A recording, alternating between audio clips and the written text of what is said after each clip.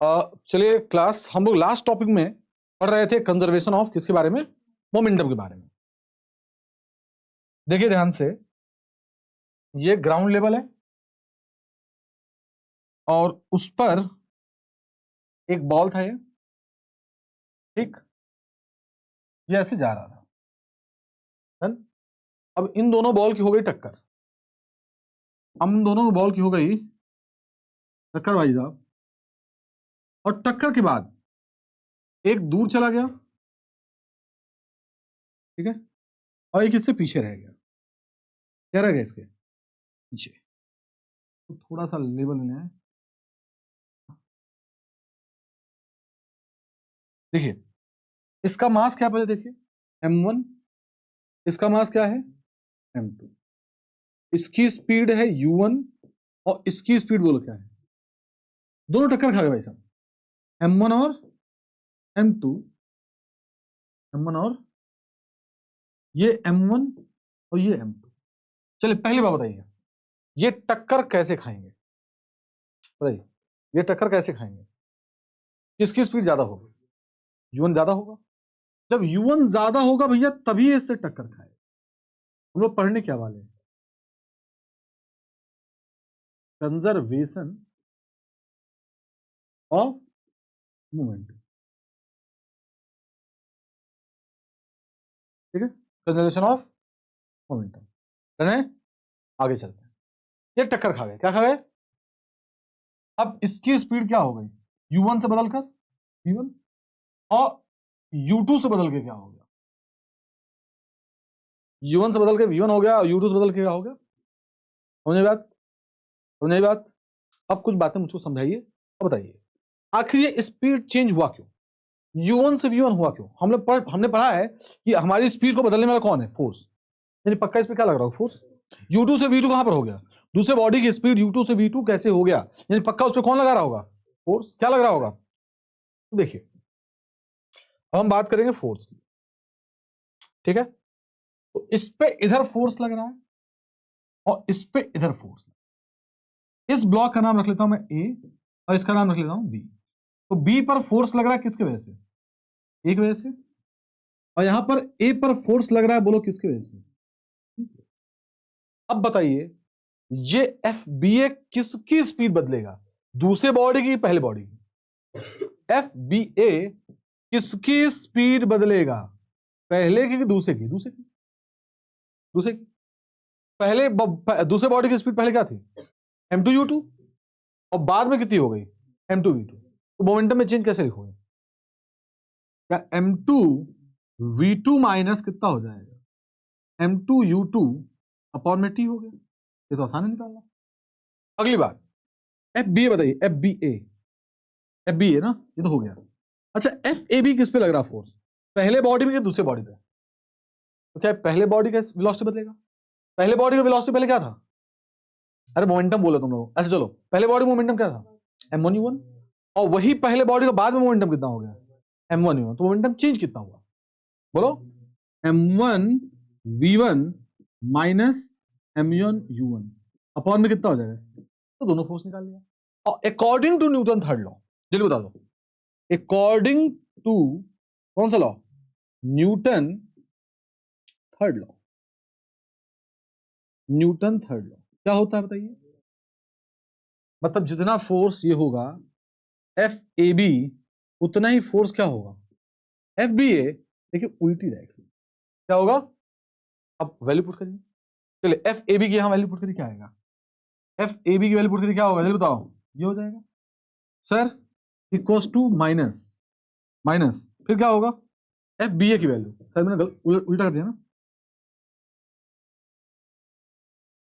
F A B की value ये है, एफ ए बी की वैल्यू ये है, रख दिया मैंने इस तरह, फिर इक्वल्स टू क्या रखोगे, क्या माइनस माइनस एफ बी ए की वैल्यू क्या है, ये वैल्यू है।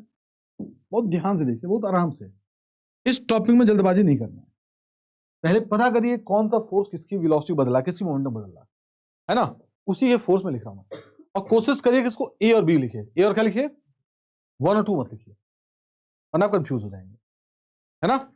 अब बताओ क्या टी से टी क्या होगा, अब क्या लिखोगे इसको, इसको जो का त्यों लिख दिया मैंने, बोलो भैया इक्वल टू क्या हो गया, -m2v2 -m2, इसको उधर m1v1 प्लस m2v2, आगे बोलो उसको m1u1 प्लस m2u2, है ना, इधर ले आओ m1u1 प्लस m2u2, और बोलो क्या हो जाएगा m1v1 प्लस, यही आपका क्या है, कंजर्वेशन ऑफ मोमेंटम।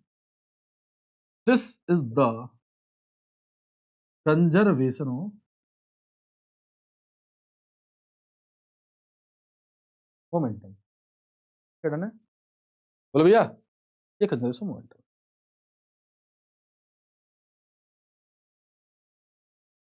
चलिए लिख लीजिए, हो जाएगा।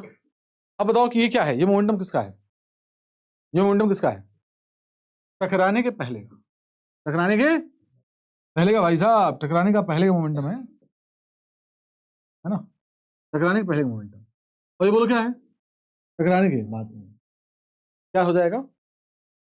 सर आपने कहा था मोमेंटम तब कंजर्व होगा जब इस पर कोई फोर्स, इस पर तो फोर्स लग रहा है, इस पर तो फोर्स, सुनना ध्यान से सुनना, इस पूरे को एक सिस्टम मान लो, इस पूरे को क्या मान लो एक, मतलब अगर आपने इस पूरे का एक सिस्टम मान लिया तो कैसा लगेगा आपको, इसमें एक दो बॉडी थी, क्या थी, एक का मास m1, एक का मास m2, पूरा सिस्टम मान लिया, तो इस पे एक फोर्स इधर लग रहा है और इस पे एक फोर्स इधर लग रहा है, ये फोर्स क्या लग रहा था, FAB, और मेरे ख्याल से F on B ये लग रहा था, F on B due to A, और यहां पर क्या लग रहा था, F on, अगर मैं पूरे को सिस्टम मान लूं, क्या मान लूं, ये दोनों फोर्स इक्वल एंड अपोजिट है, कट जाएंगे नहीं कट जाएंगे, तो इसी को अगर मैं क्या मान लूं, पूरा सिस्टम मान लूं, पूरा क्या मान लूं, सिस्टम, तो क्या हो जाएगा, क्या हो जाएगा, ये दोनों फोर्स क्या हो जाएंगे, कैंसिल आउट।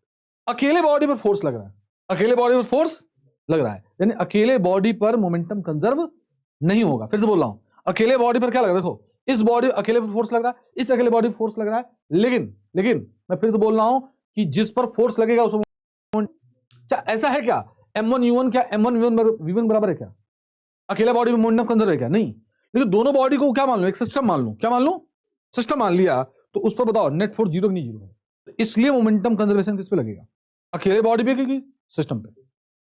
इसलिए याद रखिएगा कि मोमेंटम जो कंजर्व यहां पर है, क्या किसी सिंगल बॉडी पे है कि सिस्टम पर है, दोनों बॉडी पे। लिख लीजिए,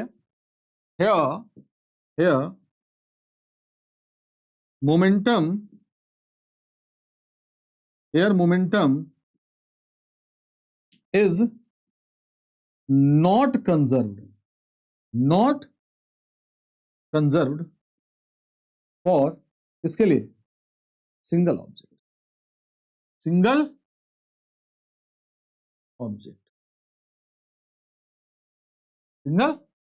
तो इसकी बात कर रहा हूं इस वाले में, और तो किसी केस में नहीं बोला, इस केस में जैसे सिंगल ऑब्जेक्ट पर ये यहां पर कंजर्वेशन नहीं लगेगा, किस में लगेगा, अप्लाई ऑन, ये बता दो, apply on system, apply on, force on system क्या हो जाएगा, फोर्स ऑन सिस्टम की वैल्यू क्या हो जाएगी, क्या वैल्यू जीरो हो जाएगी, तो नेट फोर्स सिस्टम पर जीरो है, तो मोमेंटम भी कंजर्व किस पर होगा, सिस्टम पर, किस पर होगा। अब इसमें बहुत ढेर सारे क्वेश्चन दे सकता हूं मैं, बहुत ढेर सारे क्वेश्चन दे सकता हूं, कैसे दे सकता हूं, ये ऐसे था, इस पर जो है खूब ढेर सारे बॉल थे, ऐसे टक्कर खाया, अरे कॉपी किया था भाई मैंने, ऐसे गया, है ना, देखिए इसका मास लीजिए 6 kg, इसका लीजिए 2 kg, है ना, टक्कर खाने में, अच्छा इसकी स्पीड मान ले रहा हूं कितना, 4 मीटर पर सेकेंड, और इसकी स्पीड कितनी है बताओ, 2 मीटर पर सेकेंड, 2 मीटर पर सेकेंड, यहां पर बोलो क्या हो गया, इसे बेटा